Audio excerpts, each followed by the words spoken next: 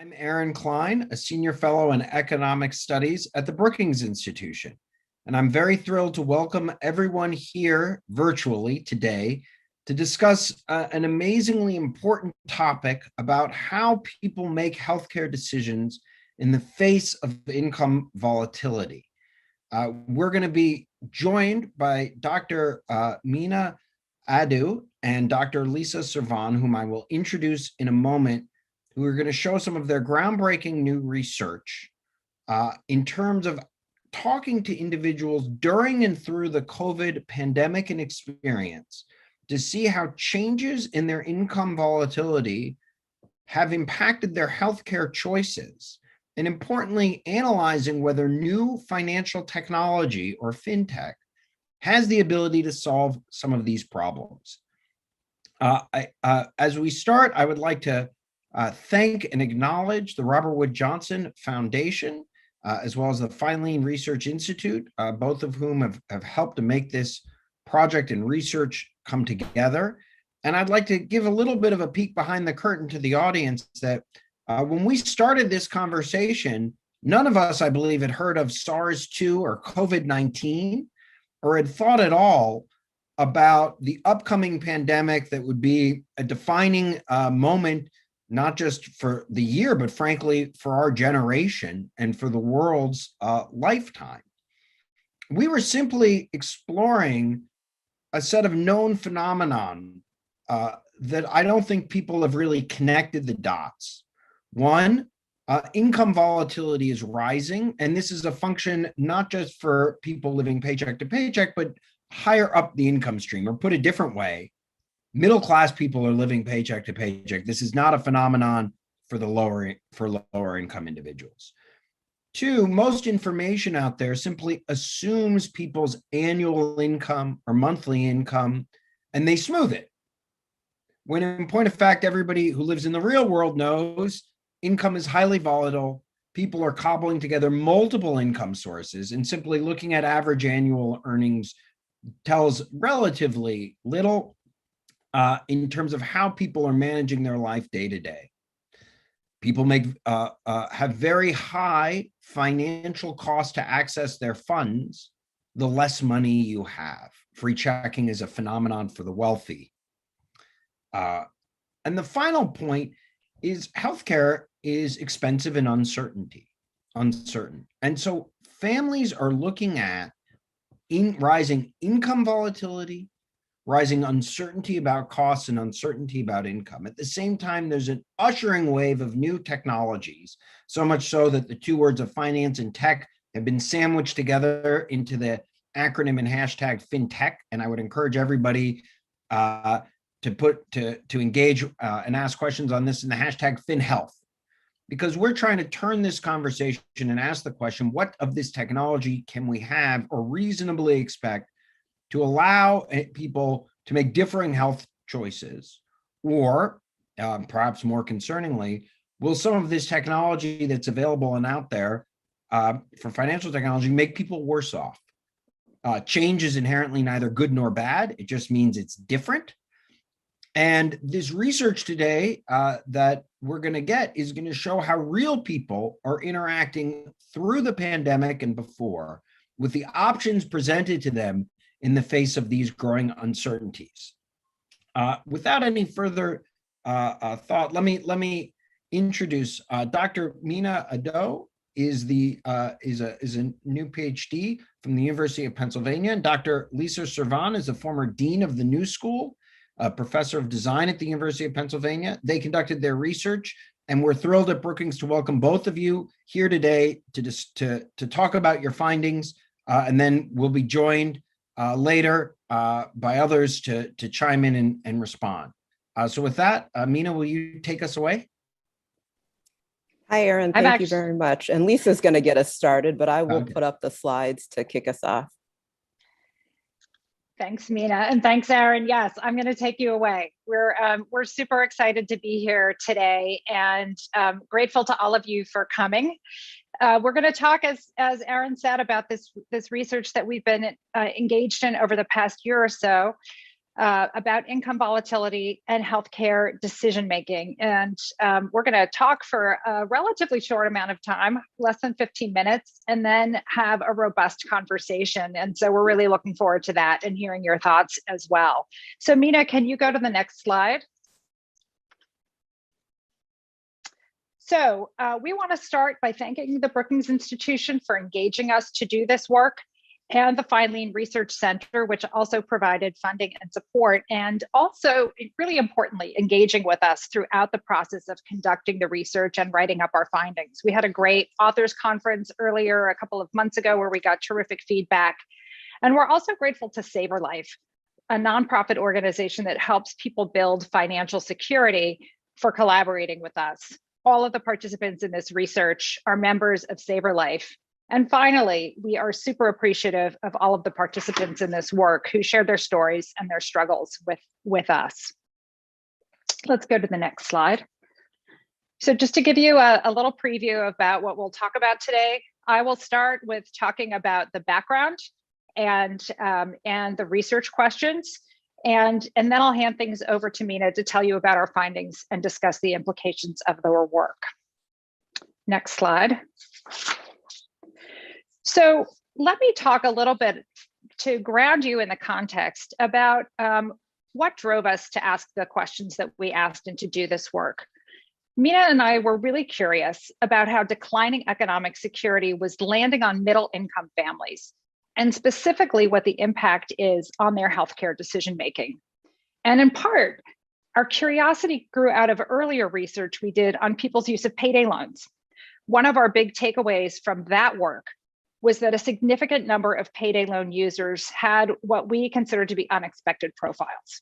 Counter to our expectations, many of these borrowers had graduated from college, owned their homes, and had seemingly solid annual incomes, $50,000, $60,000, $70,000. That was not what we thought. That's not what the media portrays as sort of the typical user of alternative financial services.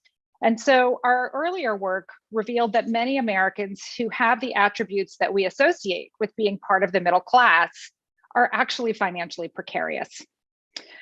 So declining economic security arises from several trends that were set in motion in the 1970s and 1980s.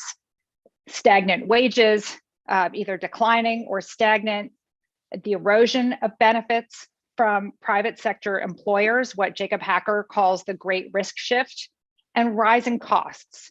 Housing, childcare, healthcare, and education are all a part of the story.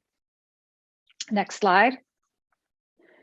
The trend that we were most interested in looking at in the research that we're presenting today, and that accompanies the ones that I talked about on the previous slide, is rising income volatility. Over the past year, we asked people, in terms of defining income volatility, we asked them, over the past year, did your income vary often or sometimes? And that's a question that's used by the Federal Reserve's Household Wellbeing Survey. So that's how we defined economic income volatility for the purposes of this research. There's other sources, other studies that looked at whether people's income increased or decreased 25% or more from their monthly average. But basically, the data on the slide documents how rising income volatility affects families. So we know that an ability to plan is essential for achieving financial health, right? We think of it as being able to spend, save, borrow, and plan. It's impossible to plan if you're not sure how much money is coming into your household from month to month, and sometimes even from week to week. Financial services jobs often think about a budgeting on a monthly level, but we know that income varies even within months. And so the rise in income volatility has really injected unpredictability into people's budgeting struggles. Next slide. Medical expenses are sometimes hard to predict too. We know from quantitative research that Americans do not have the support they need to cope with medical expenses. For example, as this slide shows, 60% of all Americans have a chronic illness, and more than a third have trouble paying those bills. And the result is that many people are not getting the care they need. They're either delaying or skipping treatment because they simply can't afford it, or sometimes because they're not even sure whether their insurance will cover it. So we wanted to better understand the interaction between income volatility and people's healthcare choices. And we wanted to understand it from a more granular perspective than the existing research provides. So we conducted 33 in-depth interviews with working age adults in order to have them tell us how they manage the dual challenges of income volatility and healthcare expenses in their own words, and to get those stories that really start to put the flesh on the bones of the data that we already have. So let's go to the next slide, and I'll introduce the research questions that we set out to examine. We wanted to know first, what are the characteristics of households experiencing income volatility and recurring medical expenses? We wanted to know how people pay for care. What are their strategies? We did want to know also to what extent do people use technology, or as Aaron said, Fintech, to meet their needs. And our sort of hidden, not so hidden agenda in that research question was to understand whether there was a larger role that Fintech might play that we could start to eliminate. And finally, we wanted to understand what role income volatility played in the healthcare decisions of the people that we interviewed. And so now I'm going to turn it over to Mina, who's going to give you the exciting findings. I'm the setup person. She is the deliverer. Thank you very much, Lisa, and good afternoon, everybody. So as a starting place, I'll talk to you about the study population. So as Lisa mentioned, 33 in-depth interviews, and you can see here that we had a sample that was overwhelmingly female, about 80% female, highly educated, more than half had at least a 4-year bachelor's degree as their highest level of education. And it was a racially diverse population. So about 70% of folks were non-white. In terms of income, median household income was $60,000. And importantly, in terms of health insurance, nearly 90% had health insurance, including almost 3/4 had employer-sponsored plans, which are often considered to be, better quality plans that offer, good coverage.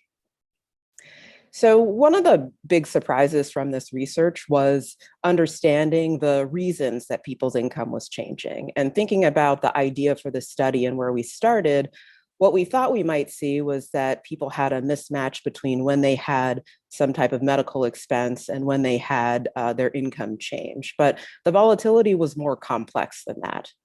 So first, we saw people having income volatility because they had multiple jobs. They were not able with a primary job to afford their, expenses. And this was the case in households with 2 adults who worked full-time. At least one of them would also need a part-time job, or they would also be doing some form of gig work in order to afford their expenses. That was the same for people who had hourly jobs but worked full-time in those hourly jobs. We did also have some people who were independent contractors. And for those folks, income was changing either because they had periods where they were not working in between contracts, or it could be the case that they had different payment rates on different types of work that they were doing or different projects they were doing. In terms of hourly work, again, folks who worked hourly could have their hours increase or decrease, and that made it difficult to plan. And then we had some folks who experienced a financial shock, either an illness or job loss tended to be the type of shocks that came up. So as Aaron and Lisa touched on, we wanted to explore the extent to which Fintech was a solution for folks. And, this slide sort of outlines the main themes that we heard in terms of how people are using Fintech. And overall, people really valued Fintech that could simplify their financial transactions. So paying bills, helping them track spending, that type of thing. People also valued Fintech when it could help them sort of see all of their information in one place. So let's say you have a checking account and you also have a savings account and credit card. Having the ability to see all of those in one place was really helpful, just so that you could see what position you were in. And then we had a few people who talked about tracking their credit score, budgeting, those types of things. And perhaps most relevant here, people talked about decision-making support. So there is a Fintech app that helps people select a retirement plan. So you put in information about your demographics and your goals, and it will help you identify a plan that is going to serve you best. I will say that, people did not see Fintech as a direct solution to the challenges they were having. It was more a useful tool. And in the paper, we go into more detail about some of the solutions that are out there. But again, I would say the headline is Fintech didn't really seem to be a robust solution for this population. So turning to the issue of healthcare and how people are managing, what we found is that for the most part, people could manage primary care. So they were able to afford going to the doctor for routine care, preventive type visits, using their insurance and affording the copays. But when it got into what we've called non-primary care, things were challenging. And on the slide here, I've listed the most common health conditions that people raised that were challenging for them to afford.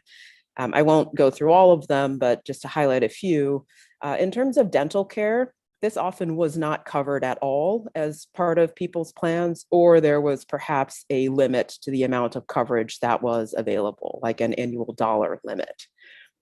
In terms of physical therapy, people talked about the copays for physical therapy being more expensive than for primary care. So just to give a comparison, physical therapy copays were around $50 compared to, say, $20 or $30 for visiting a primary care doctor. And with physical therapy, the other issue is that people require multiple visits. So if you're having some type of condition, you typically would be seeing your physical therapist, multiple times a week until that condition is managed. And so you can see how that would add up over time. Another thing that came up was, of course, diagnostic tests. Those can be quite expensive. And there's an issue of transparency as well, with people not being able to anticipate costs. And then, injury or serious medical incidents, healthcare is just expensive. And even with the best care, you're going to be paying for some portion of that care as the consumer. So turning to how people are paying for care, I'll highlight a few of the strategies that came up. So people talked about using health savings accounts, and these are paired with high deductible health plans. And high deductible health plans are attractive because the premiums tend to be lower, but that means that folks are paying for most of their care until they reach that deductible. Now, this did work well for some people, typically when they could anticipate expenses and when they earned enough so that they were able to actually put some money aside each month. So I have a quote here from a woman named Elaine, and she talked about how she and her husband both knew that they would need some dental care. So they set up an HSA and they saved towards that so that they were able to afford crowns when they needed them. We had a lot of folks talking about delaying or skipping care.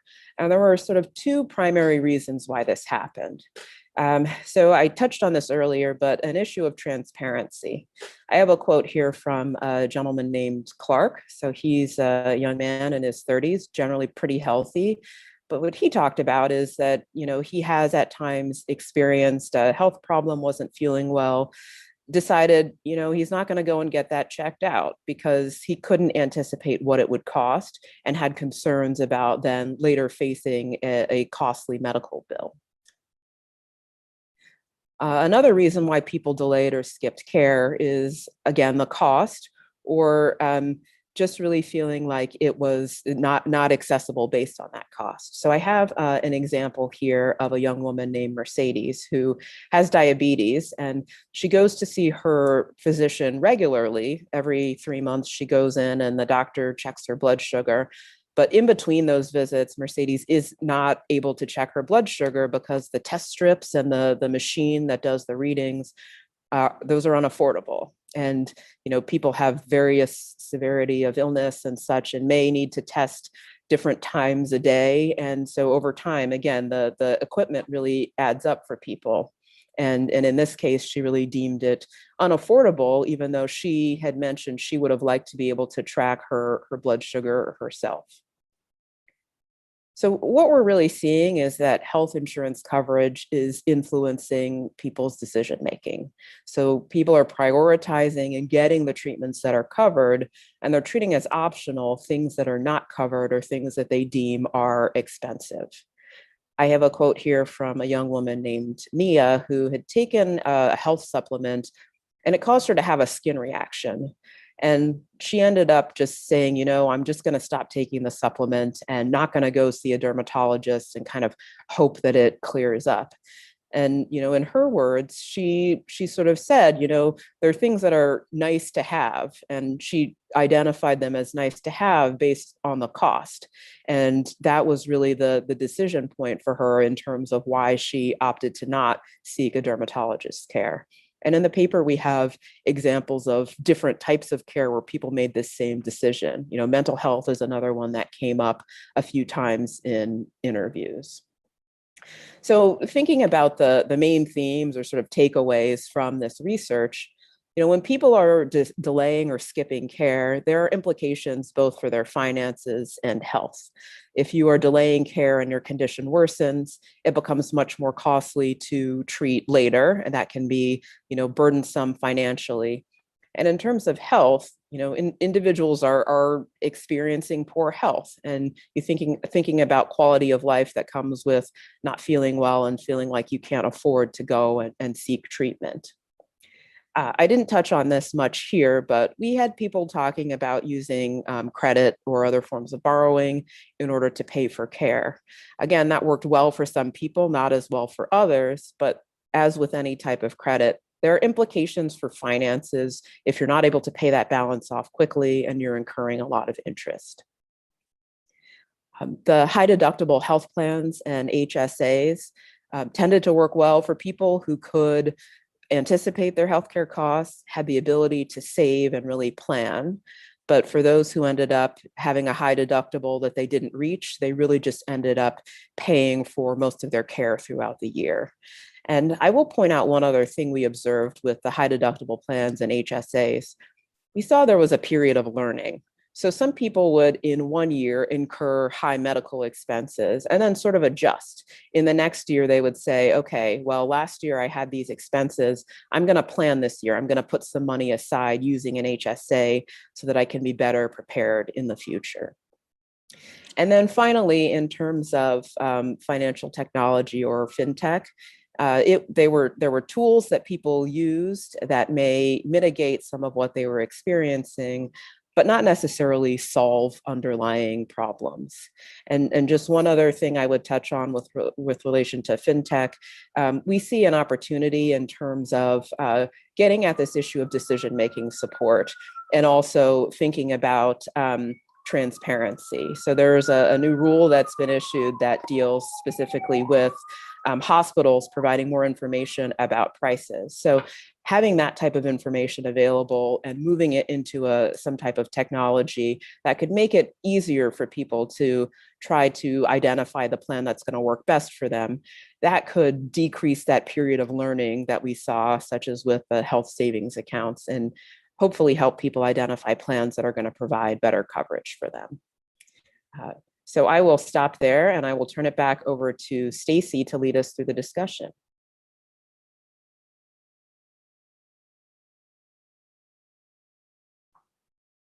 And I think, Stacey, you might be muted. Hello, I'm still somehow a year later navigating the technology. Mina and Lisa, I really wanted to congratulate you on this paper. The research is fascinating, and it's also quite an extraordinary piece of writing. I feel like all the personal stories, a lot of which you were just touching on, really bring the topic to life in a way that's pretty amazing. One of the things that struck me when I was first looking at it is I feel like a lot of research often focuses on people who have no health insurance or people who have lost a job. But most of the people that you talk to have a job and often a very solid income and have health insurance, but many of them are still in really dire situations.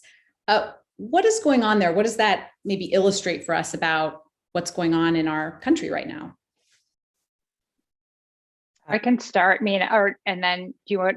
Yeah, I think that's an important observation, and I think that's why we wanted to look at this population.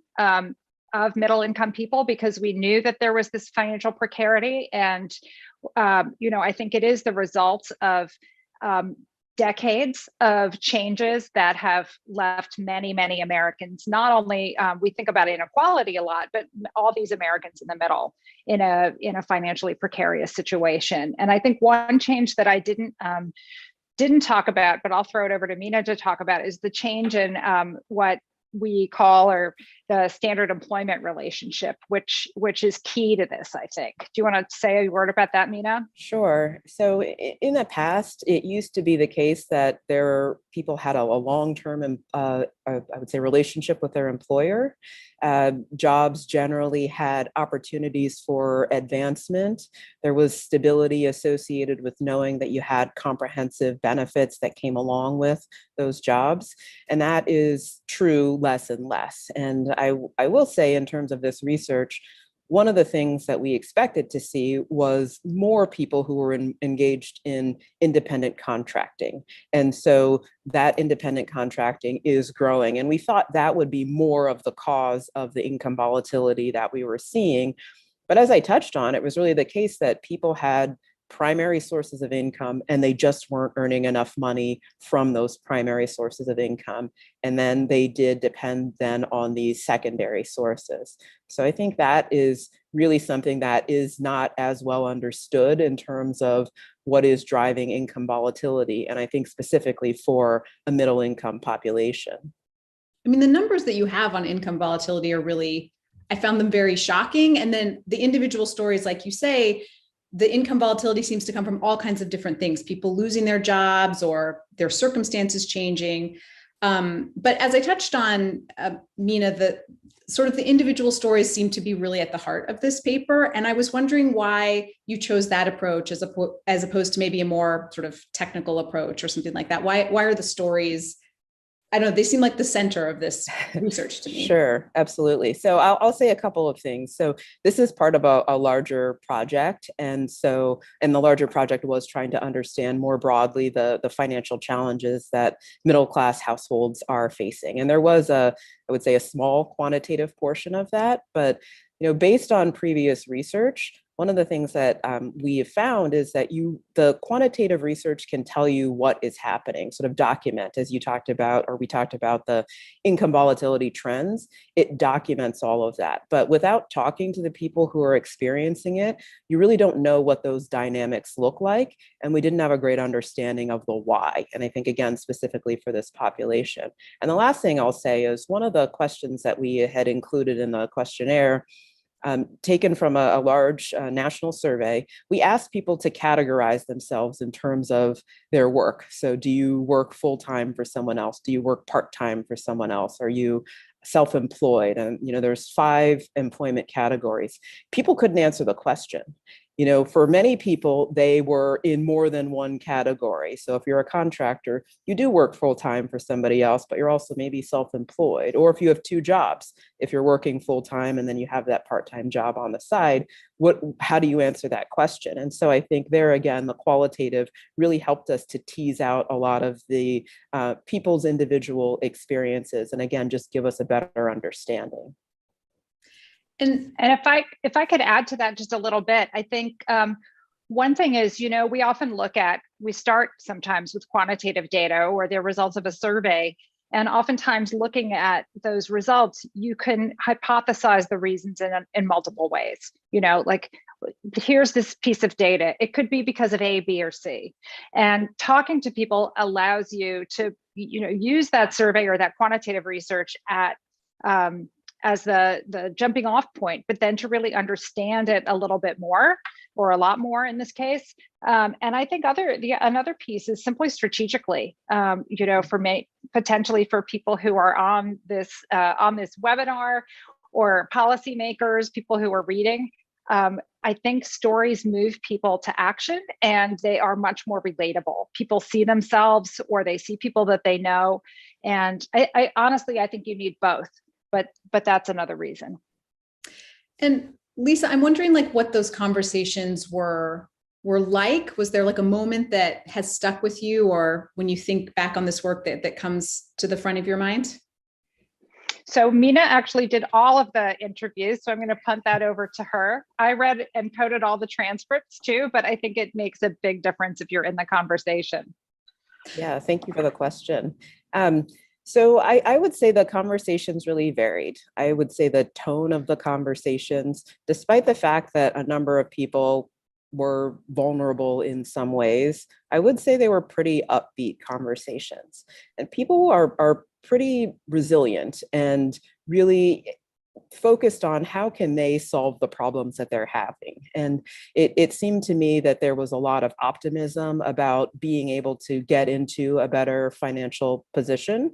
I can't really make a judgment whether or not that's real or not real, but that's definitely something that came through, just this idea of feeling a sense of self-efficacy, really like I can work hard and I can improve this and I can get to a better space. I will say there are a couple of folks who were really in a crisis when I talked to them.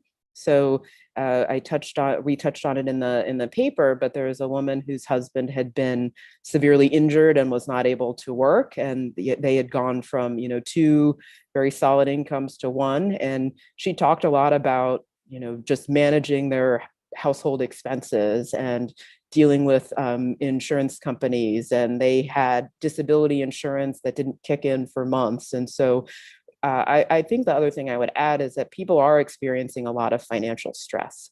And even though they are sort of making it, that's definitely in the background as well. I would describe it as maybe like a latent stress among a lot of the people I talk to.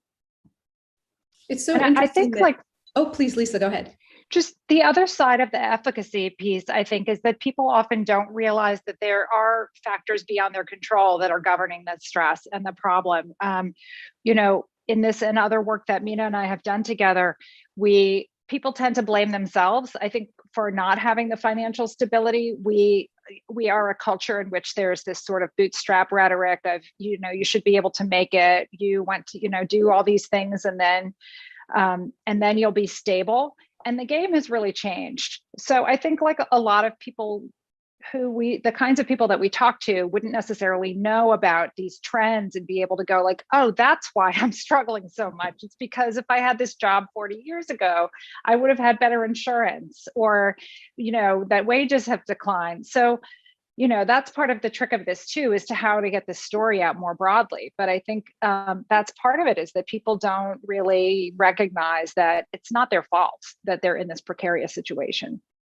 Yeah. I mean, I think the thing that struck me the most was that people were making very logical decisions in the moment a lot of times. For instance, they don't have extra money, so they're deferring a non-urgent situation. I think there's one woman who has, she just doesn't get her wisdom teeth pulled because she doesn't have the money in the moment, and it's something that can be put off. But then I think 10 years later, she's in terrible pain and she has a cyst that might be a tumor, and an extremely preventable situation has reached a crisis point simply because of her not having the money, and also just a lot of the confusion around how much things might cost. And mental health was another thing people just consistently put off, or that seemed like an extra non-crisis expense. And obviously that has been a huge story this last year. Mina, I'm wondering, taking that into consideration, like what does that tell you about maybe where we are or the kind of policies we should be looking at? So I would say a couple of things. I think you're absolutely right in terms of people sort of deprioritizing mental health treatment.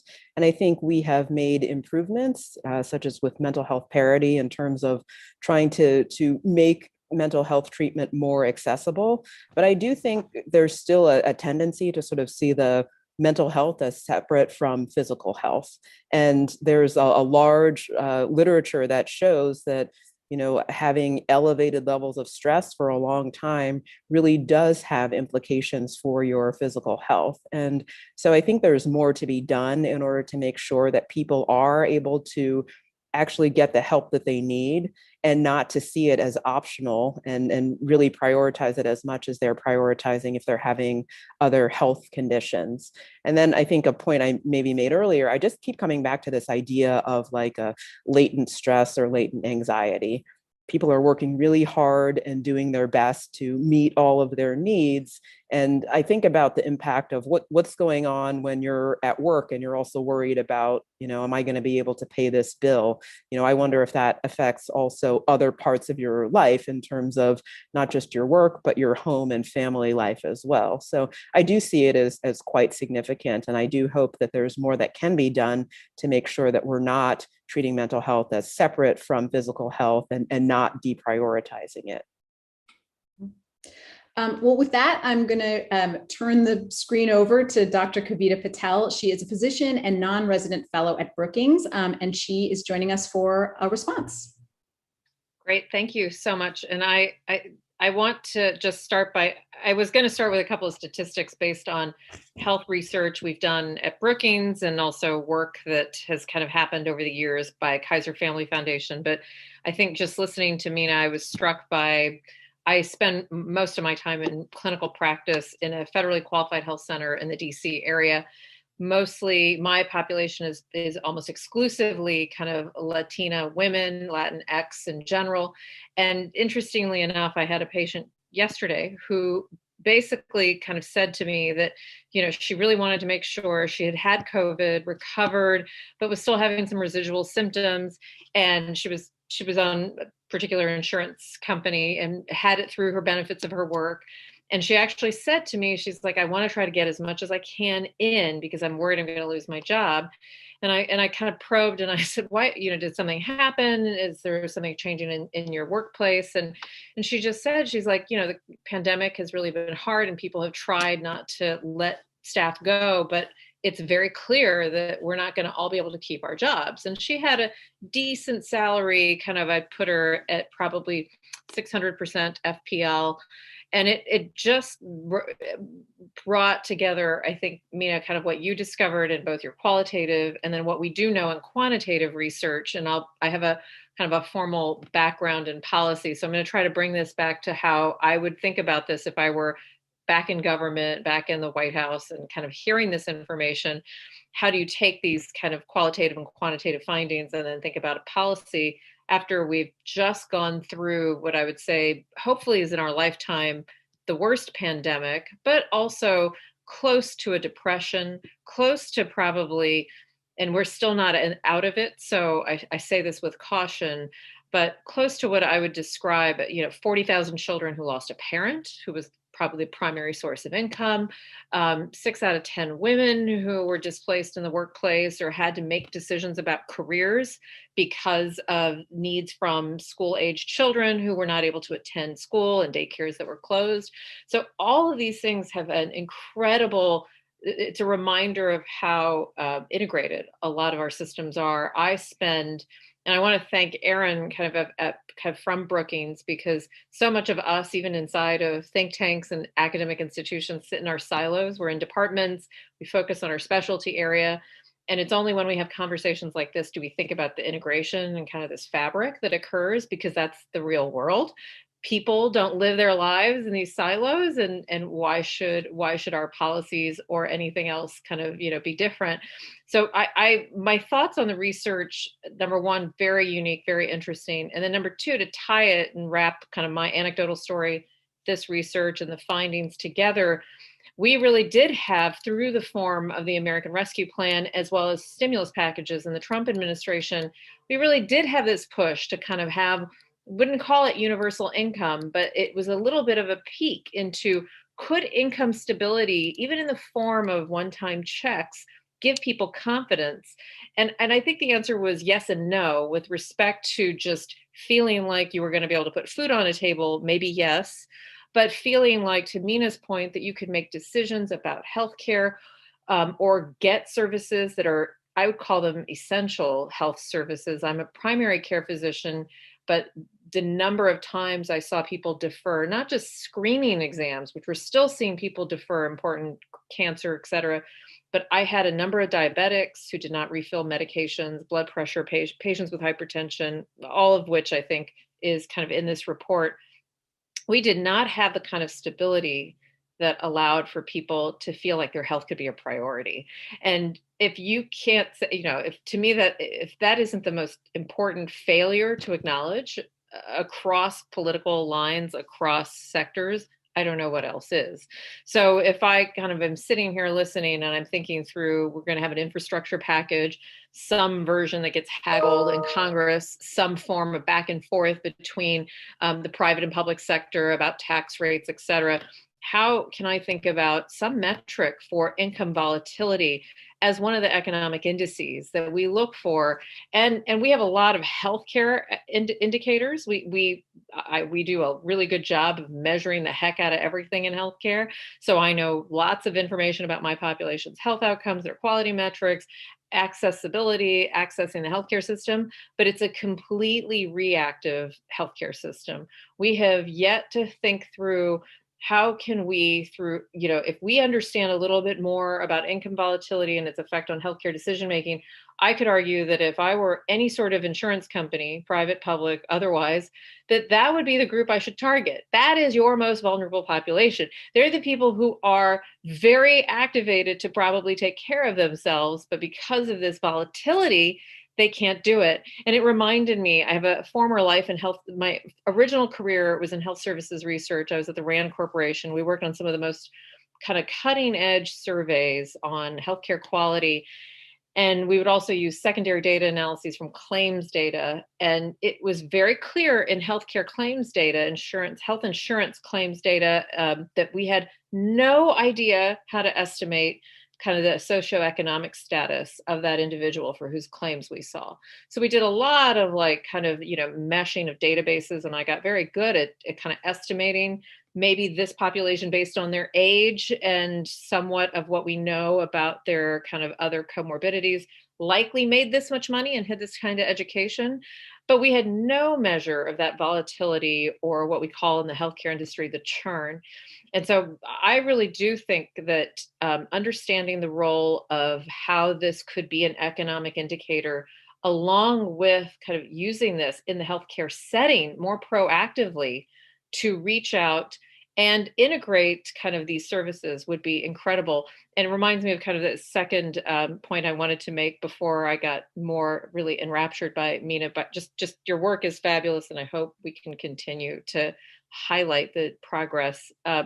Second thing that really struck me is that we've had a movement called social determinants of health in healthcare for a while now. Up to 72% of Medicare's seniors have reported some sort of insecurity around food, transportation. I've been part of a movement to incorporate a measure for social isolation or loneliness into some of our basic health screenings. But we really should think about not just social isolation, but how do we think about asking, something around this issue of decision making. And when I worked mostly with breast cancer patients, the number one question you got after you gave a woman or man a diagnosis of breast cancer and kind of it settled in was, how much is this going to cost me? And some of the most important things we could do wasn't finding the chemotherapy regimen that could probably save someone's life, but it was actually helping them navigate what really has still become catastrophic financial consequences from an illness that sadly now, one day, we actually have vaccines for cancer and cervical cancer and human papillomavirus, but we still have people who don't get those vaccines. And a lot of it is not just access, which Stacey, you're right, we talk about, but much of this has to do with, I think, Mina, what you've highlighted. So I'll stop. I clearly could go on, and hopefully this is, for anybody who's watching, how can we wrestle with this in a place like Washington, D.C., where we talk about billions of dollars or trillions of dollars in infrastructure? How does this become part of what we measure? So I'll stop there. Thank you for the chance to be a part of this.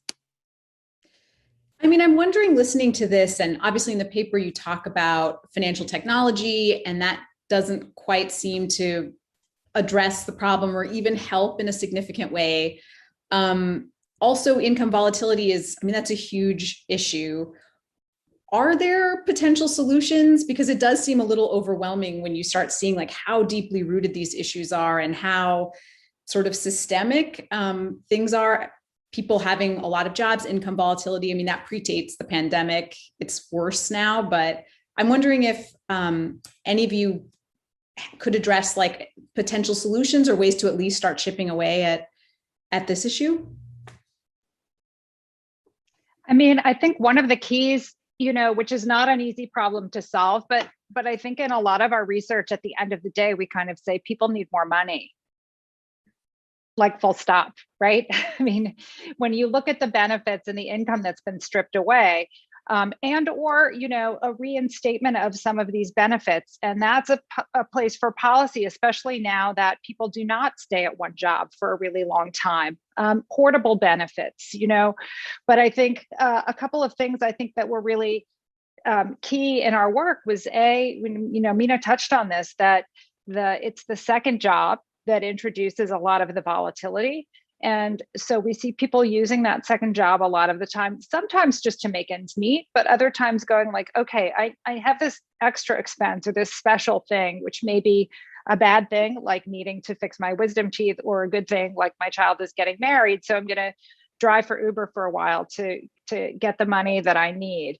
But if you're already working two jobs, and you still don't have enough, there's no other, like working three is not that practical, right? Like people are using it kind of like a buffer, but that has its limitations. And I think the second thing I would say that's really critical on this point too is that is just on the insurance front. So transparency and the kind of like poor benefits that many people got who were insured was critical. So that whereas insurance should be taking the risk and the uncertainty out of people's equations, it actually was adding it in many cases, because they were not sure what would be paid for. Will this test be paid for? Will my medication be paid for?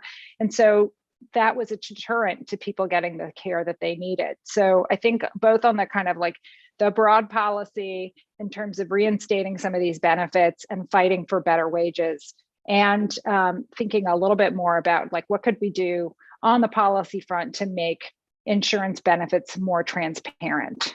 Mina, I'm sure you have other thoughts.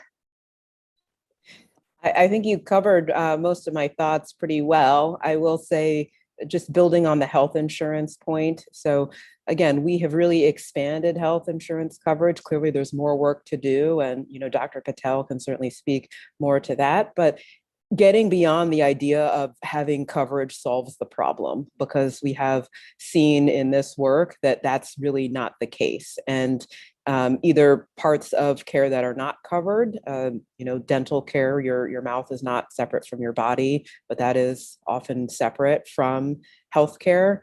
And then also just thinking about the cost piece. So people are spending a lot of money on premiums and not necessarily getting what they need out of that care. And I know there are some efforts recently. The Recovery Act did include a provision that improves the subsidies for people that are buying care through the healthcare marketplaces, so that perhaps people will be more able to buy the plans that do cover more and not necessarily relying on the high deductible plans. So I think both of those things go a long way, but I think we also need to get to a place where everybody is covered. Easier said than done, but it's not impossible. Other countries are able to do this. We do have a question from the audience, which is on price transparency. There are mixed findings on folks using healthcare price information to shop for their healthcare. Did you get a sense that your participants would engage in price shopping or be less likely to skip or delay care if the price information was available? I feel like that speaks right to your question of and what you mentioned, Lisa, about the uncertainty being a big issue. I don't know if you could speak to that, Mina or Kavita. Yeah, I'm happy to start and let others join in as well. So I will say offhand, we didn't ask that question directly, so I couldn't necessarily tell you that anybody we spoke to had that experience. One thing I will say is healthcare is different than other types of spending in the sense that when you need care, you are very vulnerable. So when we talk to people who had unexpected costs, it could be, I went to the dentist to have a cleaning and they told me I needed a root canal. You didn't plan for that the morning that you went in. And you're probably not in a situation where you're going to, in the moment, comparison shop and try to say, okay, is there another dentist who could do this more inexpensively? I do think potentially if there is a situation where you can plan for care, you might be in a situation where you could do some of that price comparison in terms of the transparency and having more data available. I guess, to sum up my long rambling, I think there are some cases where that transparency could help, but I do think just acknowledging that vulnerability when something happens, you have to react in the moment, and you may not be in a position to do that comparison shopping. Yeah, Kavita, I was so struck by your story of people getting like a really terrible diagnosis, and then their first question, I mean, it's really heartbreaking. Their first question is, how much is this going to cost? And the idea that people are picking their care based on cost is difficult. What is your opinion on this? Do you think price transparency is the key? Do you think lower cost or better insurance is the key? I don't know, what would be the most helpful in your opinion? Yeah, so I mean, I'm a pretty radical supporter of. When I worked for Ted Kennedy, we introduced a bill that went nowhere every year for adults to be able to buy into the Medicare program, and it's coming back. By the way, it's a trend that's come back, and Senator Stabenow and some others have introduced a bill to lower the Medicare eligibility age. Why am I talking so much about Medicare? Because I do believe that we need some kind of even playing ground. So price transparency. Just generally, and just for the people who don't spend time every day on healthcare policy, there has been a slate of regulations that have gone into effect from the Trump administration.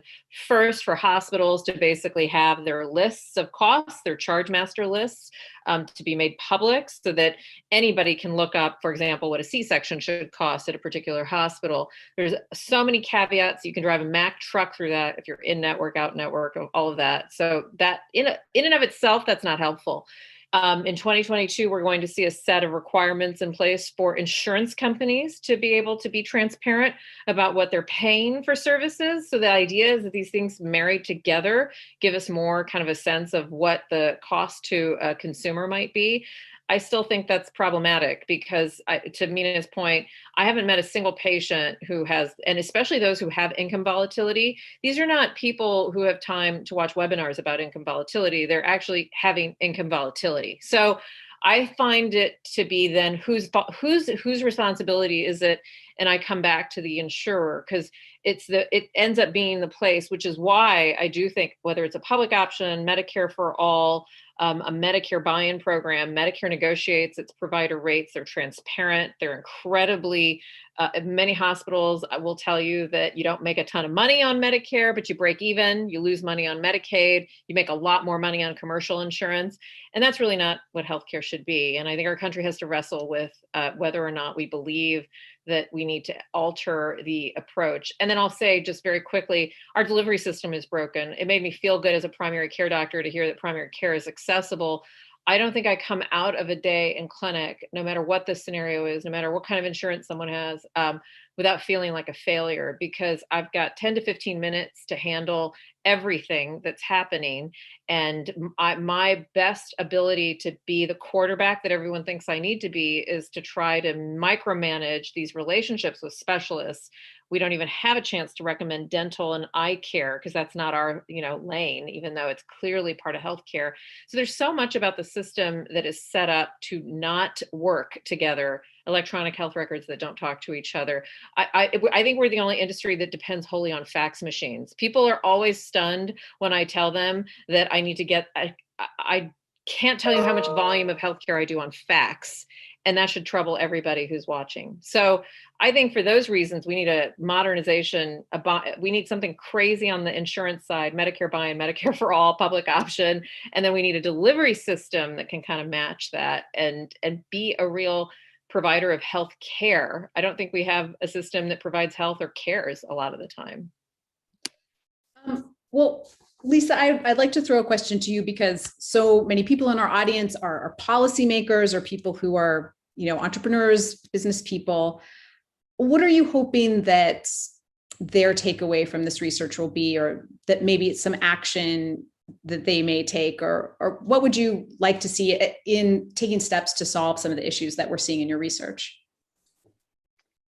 Yeah, thanks for the question. I hope that people are watching, and I imagine that they're not just healthcare folks who are on, but people who are thinking more broadly about income volatility and financial precarity. So I hope the big takeaway is that this, we drill down into a very specific way in which income volatility is affecting people through healthcare, which is obviously a really important segment, but it's also affecting people in all kinds of other ways too. And so I think what I hope that the audience members take away is just how big a problem this is, how widespread financial precarity is throughout the United States, and that it is creating big problems for many, many people. I'm thinking even about this week's census data coming out and the low birth rate, right, which has a lot of people worried. One theory about what's driving that is that younger people who are of childbearing age are putting it off or deciding not to have children simply because of the expense, right? And so that I think is just an illustration of how all of these trends, declining wages, the risk shift, the erosion of benefits, and income volatility is affecting people on a really large level. So if you're a policymaker, if you're working on these issues, what can we do about that? There are lots of things. There's raising the minimum wage. There is advocating for better benefits, for broadly available healthcare for everyone. And I know these are big things and they're not easy, but I appreciate, Kavita, even your story about working with Senator Kennedy. I think sometimes they take a really long time too, and it's easy to kind of give up the fight. But just, oftentimes an idea, the time of an idea comes and it requires just a lot of slogging through and sticking with it. And Mina, I would love to hear too your thoughts on what you would like the takeaway from your work to be, or some actions that maybe industry or policymakers could take. Sure. Thank you for the question as well. So I think echoing the points that Lisa made, I think the big eye opener, or maybe not totally an eye opener, but just this is a middle income, middle class population. These are a number of people who've done sort of the quote unquote right things, pursued education, tried to invest in homes. That pathway that used to be, I think we call it the American dream. I think we should think about that in terms of whether or not that is still possible, and think about the policy supports that enabled that pathway to exist before. So we have provided incentives for home ownership. There are, the employer-sponsored insurance is also built on federal policy. And so my thinking is the economic context has changed. So how do we think about what policies are needed to support workers in a place where people are more likely to change jobs within the course of their career, or more people are independent contractors, as Lisa touched on? We need to think about portable benefits and other ways to support workers. And then the last point I would make is, this is a middle income, middle class population. They have some advantages, but I would say they're also showing some signs of vulnerability. And for many people, they are that one emergency away from being low income and not having any resources or a safety net that's going to be able to support them. So I would just say, let's not wait until that happens. This should be something that we're thinking about now. And how do we make sure that people do have the protections that they need, in order not just to maintain their lives, but to feel some sense of economic security. It's interesting to me that you talk about this in the context of the American dream. I feel like that's definitely something that we've all been grappling with and maybe reimagining. How do you see this work as tying into the American dream? I mean, again, I would speak to the population. I would speak to people who have, made these investments in education. And, I would say beyond a college degree, there were people at different ranges of the type of education they had, but a consistent theme was I want to build this skill. I want to advance in my career. I want to save money and buy a home. And as Lisa talked about, not necessarily understanding how the context has changed and how much more difficult it is now than it was perhaps 40 years ago. So I don't necessarily think the American dream is not achievable, but I think it's a very different context and set of challenges that people are facing. And so just thinking about our policies in that way as well, assuming we all want people to feel economically secure and be able to live their lives the way that they would choose to, I think we also have to think about how policies are creating or hindering those opportunities. And Kavita, I'd love to throw that question to you too. Like, having worked with patients and having worked on sort of both sides of the healthcare system, how do you see it as tying in with the American dream, with social mobility and the ability to achieve great things? Yeah, and I'll be brief. I can't think of anything more important for having hope for the future than trying to really understand the responsibility of the generations we leave behind need that hope. To Lisa's point that, we're having people who are making choices about not having children because of that fear. I mean, that alone should make everyone kind of pause and say, this is not working. This is not working. So the only thing we have is kind of generational hope. And I see this as intrinsically tied to it. I'm a first generation. It's why my parents immigrated here. Their whole reason for giving up their entire lives in another country and anything they understood was for that hope. And it is because there really was this American dream. So to me, it feels like to lose that in a generation feels earth-shattering to me. And I really do think it should be coming out of this pandemic. I hope some of these things, so many of us, including me, want to put things behind us. I hope this is something that kind of haunts us and stays with us, but to find the solutions for it, because I think it's there. And Lisa, finally, I'll throw that question to you too. How do you see this as tying into the American dream, this work you've done? I think it's completely related, and I agree with everything that Mina and Kavita said. I'm thinking about some interviews that Mina and I did years ago with millennials who talked about, I can either have kids or buy a house. I can either pursue the job that I want that will fulfill me, or I can take this job that maybe I don't really want to do, or and then do these other things that I want. So I agree. I think hope is really important, and that right now we're in a situation where we're still talking about the American dream. You see politicians talk about it all the time when they're trying to get elected, but we don't have the policies in place and the practices in place and the cultural push to make that happen. Now, I do think I'm very encouraged by the policies that are being forwarded right now about helping families. Social Security took older Americans out of poverty. If we can put back some of those things in place, I think there is some hope, to use that word. But I do think that this work and other work like it should be just cracking open this myth that if you do X, Y, and Z, then you'll be stable. Last thing I'll say on it is just on that note of stability, people have really shifted in their aspirations around finances, from wanting to earn more money and earn more than their parents did to wanting simply financial stability. So I think, again, that's another sign that things are not right. Well, I would like to thank you, Mina, Kavita, and Lisa, for a really fascinating and very interesting discussion about healthcare and finances and technology.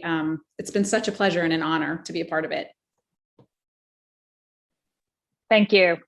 Thank you. Thank you very much.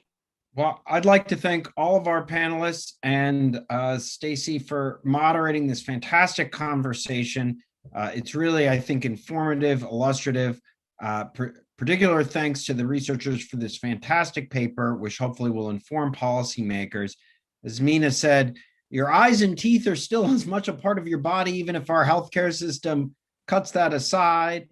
And your the amount of money that's in your wallet today and what you can plan for tomorrow affects the healthcare choices we make today, You can't technology or fintech your way out of not having enough money, as Lisa said. On the other hand, we have tremendous advances in technology coming that are going to be transformative for a wide variety of aspects. And it would be my hope, at least, that this technology can be used in such a way that it makes healthcare and life more affordable and Americans more healthy, rather than simply figuring out ways to provide better and more expensive services to people that can already afford it and generate even more surplus from technology to those who are already fortunate enough.